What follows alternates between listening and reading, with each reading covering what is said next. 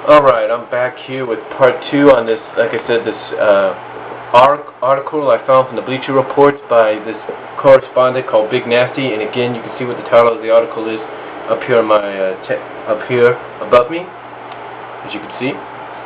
But anyway, going into the third part that I was talking about, again they said that the departure of this James Dudley, as well as the ensuing departure of Bret Hart, which I'm about to get into, caused a major hole in the story angle of Nexus. Now he does say, following the storyline attack on Bret Hart by the Nexus members, Hart was relieved of his duties as WWE GM and was pulled from all WWE programming. Now apparently, like I mentioned in one of my reviews for Monday Night Raw, it seemed that Vince McMahon took partial credit for what happened to Bret Hart and everybody else just so he can get Bret Hart out of the WWE. That's what it sounded like.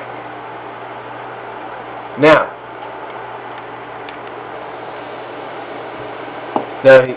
Big Nasty does explain that Hart was expected to appear at the WWE Fatal 4-Way pay-per-view as part of a big follow-up to the Nexus angle.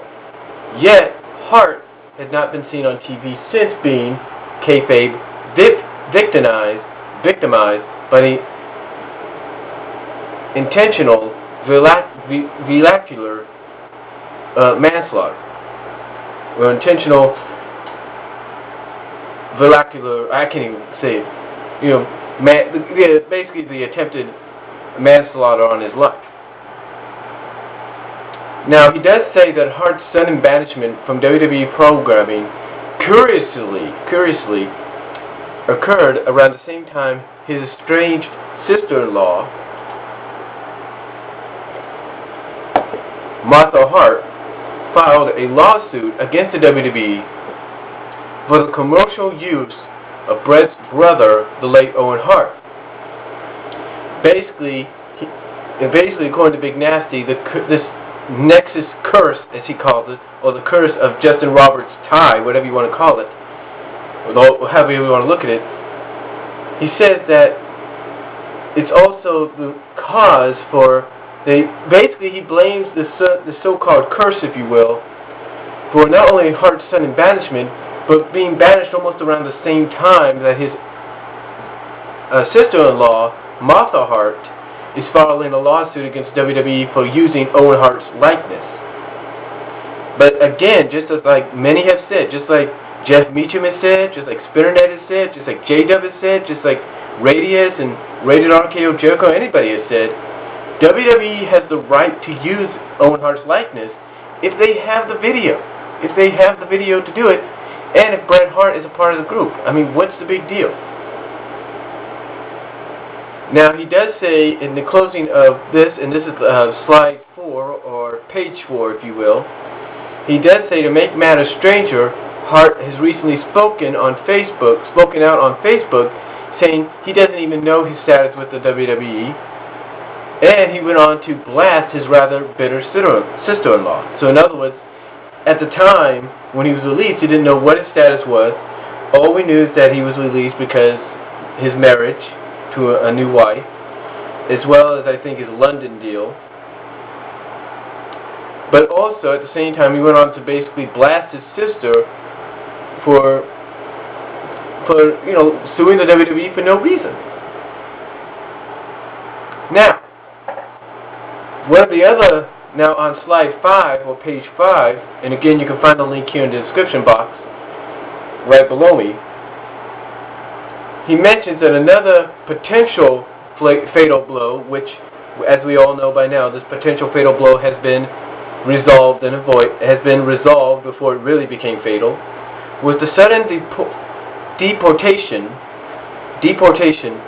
of Drew McIntyre and Wade Barrett. Basically, Wade Barrett and Drew McIntyre were deported from the United States because the visas had expired.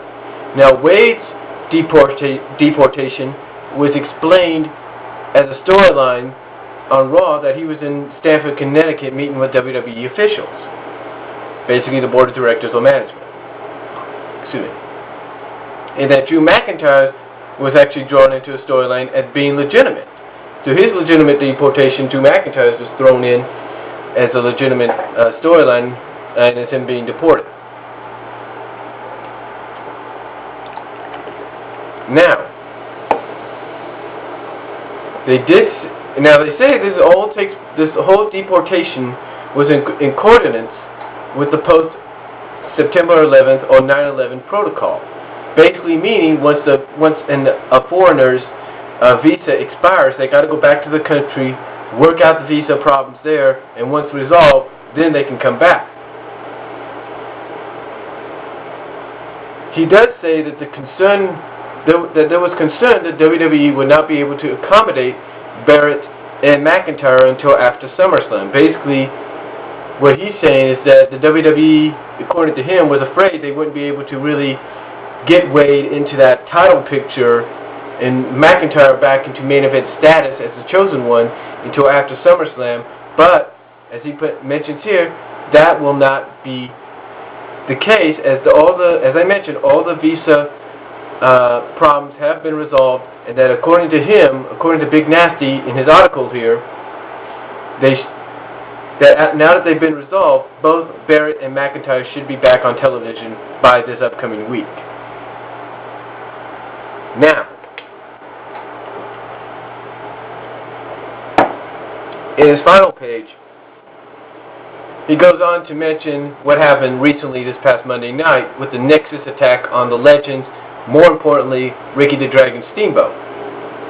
Now, he does credit Ricky Steamboat for still being one of the toughest professional wrestlers of all time, even at the age of 57.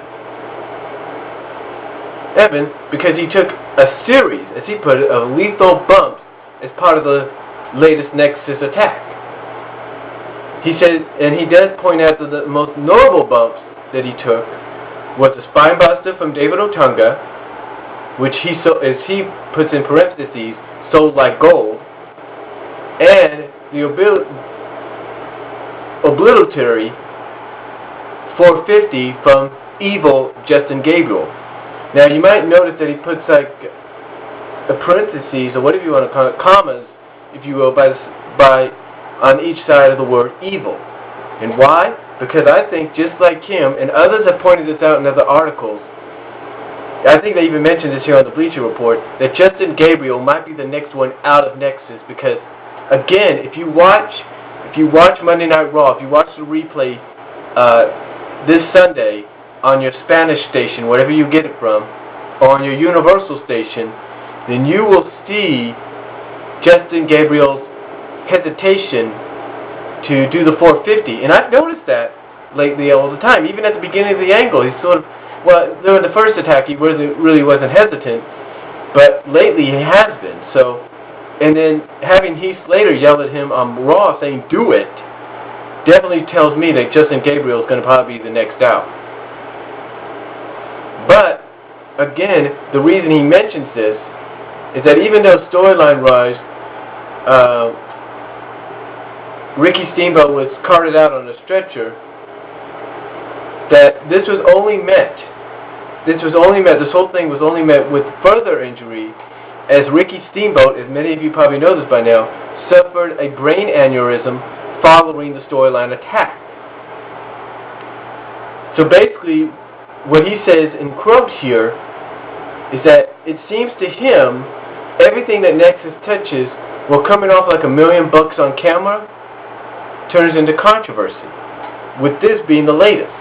Now as we have heard, Ricky Steamboat is going to be okay, but it seems to him that everything Nexus is touching as part of the storyline seems to cause something outside of the ring, and seems to cause controversy there as well, if not more so.